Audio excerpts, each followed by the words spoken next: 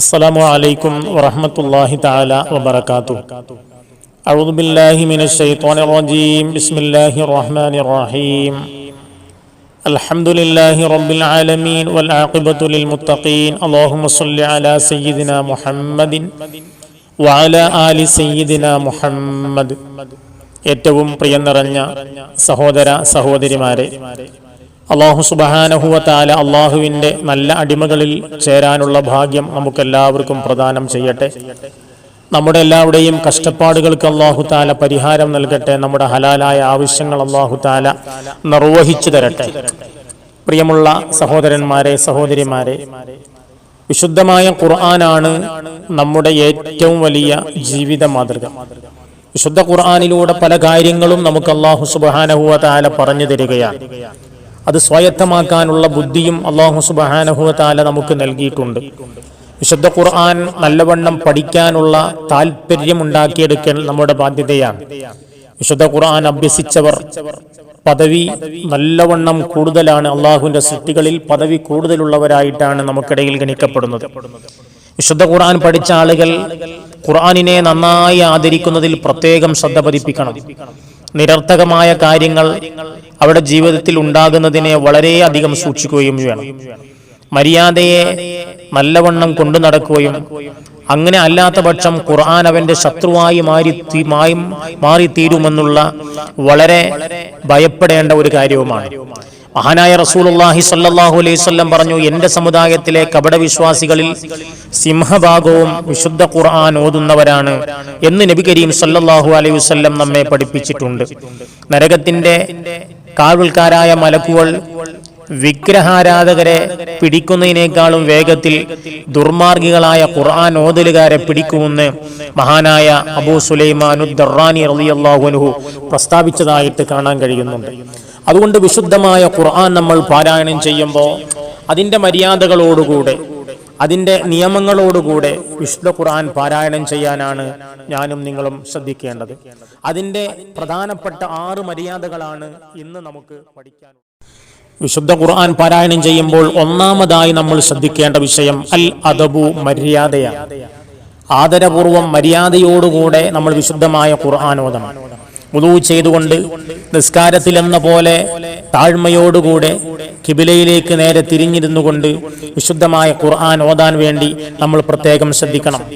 മഹാനായ അലി റളിയല്ലാഹു അൻഹു പറയുകയാണ്, ഖുർആൻ ഒരാൾ നമസ്കാരത്തിൽ നിന്നുകൊണ്ട് ഓതിയാൽ 50 നന്മയും, നിസ്കാരത്തിന് പുറമെ വുളുവോടുകൂടി ഓതിയാൽ 25 നന്മയും അവന് രേഖപ്പെടുത്തുന്നതാണ്.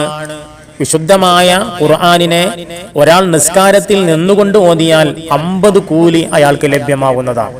നിസ്കാരത്തിന് പുറത്ത് വുളുവോടുകൂടി ഓതിയാൽ 25 നന്മയും അയാൾക്ക് രേഖപ്പെടുത്തും. വുളുവോടുകൂടാതെ ഒരാൾ ഓതിയാൽ 10 നന്മയിൽ കൂടുതൽ അയാൾക്ക് എഴുതപ്പെടുകയില്ല. വുളു ഇല്ലാതെയാണ് വിശുദ്ധമായ ഖുർആൻ ഓതുന്നതെങ്കിൽ 10 നന്മയേക്കാൾ കൂടുതൽ അയാൾക്ക് രേഖപ്പെടുത്തുകയില്ല എന്ന് മഹാനവറുകൾ പറയാണ്.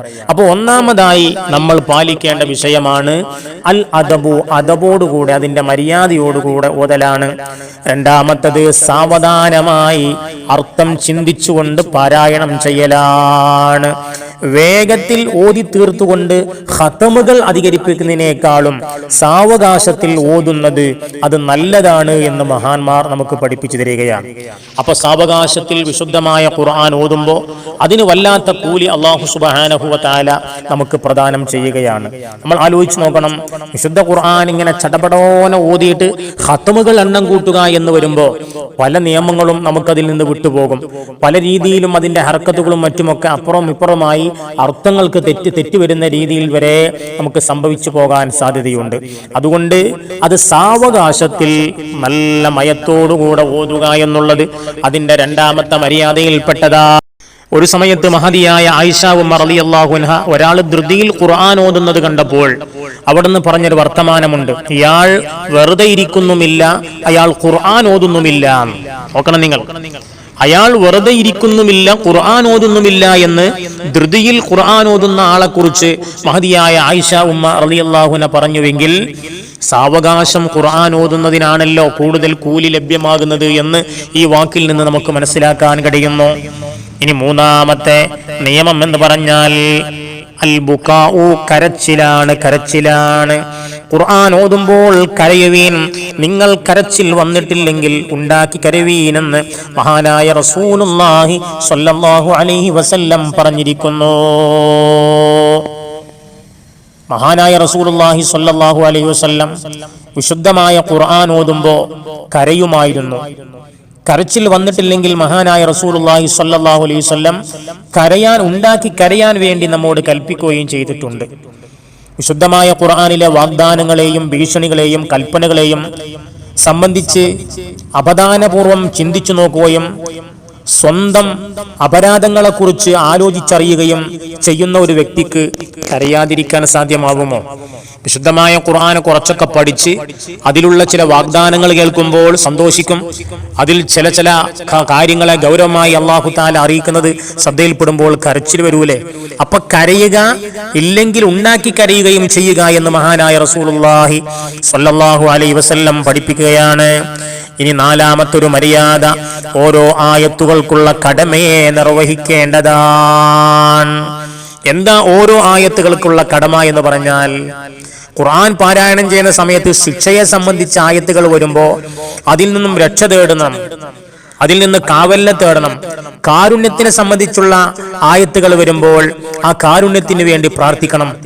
അള്ളാഹുവിന്റെ ശ്രേഷ്ഠതയെ സംബന്ധിച്ച ആയത്തുകൾ വരുമ്പോൾ അവന് സ്തോത്രം പറയണം, അൽഹംദുലില്ലാഹ് പറയണം. മഹാനായ റസൂലുള്ളാഹി സ്വല്ലല്ലാഹു അലൈഹി വസല്ലം വിശുദ്ധമായ ഖുർആൻ ഓതാൻ ആരംഭിക്കുമ്പോൾ അഊദു ബില്ലാഹി മിനശ് ശൈത്വാനിർ റജീം എന്ന് ചോതുമായിരുന്നു.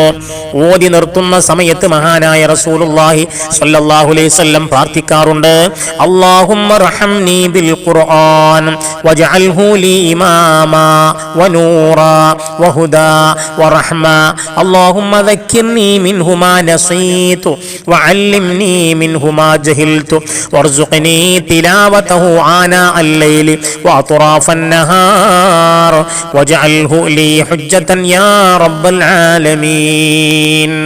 ഇത് കഴിഞ്ഞാൽ നബി ഇങ്ങനെ പ്രാർത്ഥിക്കൽ പതിവായിരുന്നു. എന്താണ് നബി ആ പ്രാർത്ഥിച്ചതിന്റെ അർത്ഥം നോക്കൂ. അല്ലാഹുമ്മ റഹംനി ബിൽ ഖുർആൻ, അല്ലാഹുവേ എനിക്ക് നീ ഖുർആൻ കൊണ്ട് കാരുണ്യം നൽകണമേ.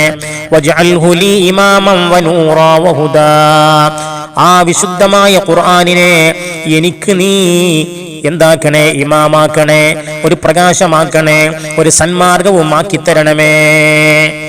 അല്ലാഹുമ്മ ദക്കിർനി മിൻഹു മാ നസീതു, വിശുദ്ധ ഖുർആനിൽ നിന്ന് ഞാൻ വിസ്മരിച്ചു കളഞ്ഞതിനെ എനിക്ക് ഓർമ്മപ്പെടുത്തി തരണേ. വഅല്ലിംനി മിൻഹു മാ ജഹിൽതു, ഖുർആനിൽ നിന്ന് എനിക്ക് ജ്ഞാനമില്ലാത്തതിനെ, അറിവില്ലാത്തതിനെ എനിക്ക് നീ പഠിപ്പിച്ചു തരണേ.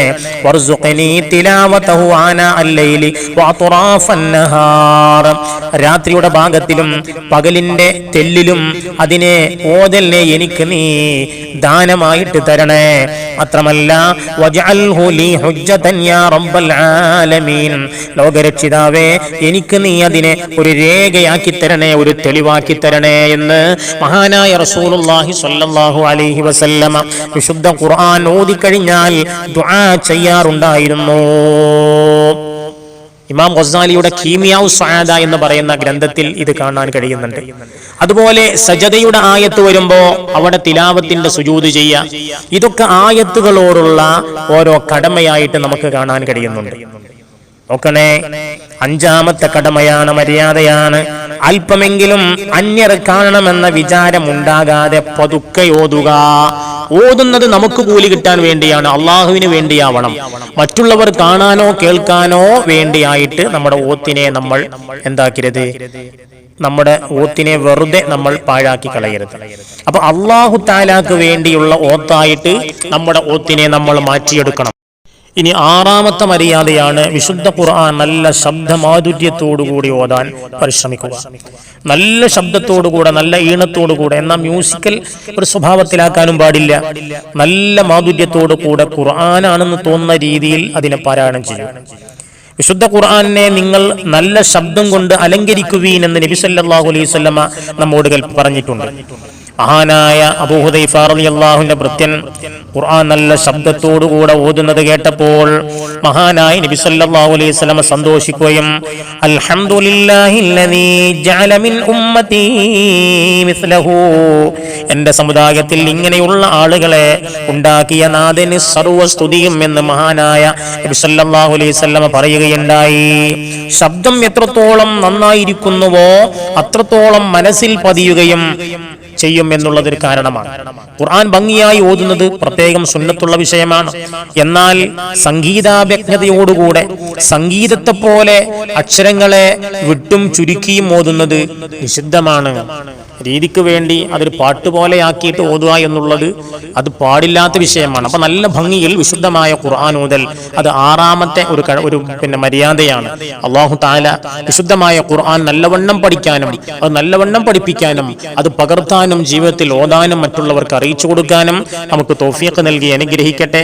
വിശുദ്ധ ഖുർആനിന്റെ ബറക്കത്ത് കൊണ്ട് നമ്മുടെ ജീവിതത്തിൽ അല്ലാഹു തആല ഉടനീളം ബറക്കത്ത് ചൊരിയട്ടെ. അല്ലാഹു സുബ്ഹാനഹു വ തആല ദുആ വസിയത്ത് ചെയ്ത എല്ലാവരുടെയും നല്ല ഉദ്ദേശങ്ങൾ ഹാസിലാക്കി കൊടുക്കട്ടെ. ആമീൻ ബിറഹ്മതിക യാ അർഹമർ റഹീമീൻ. അസ്സലാമു അലൈക്കും വറഹ്മത്തുള്ളാഹി തആല വബറകാതുഹു.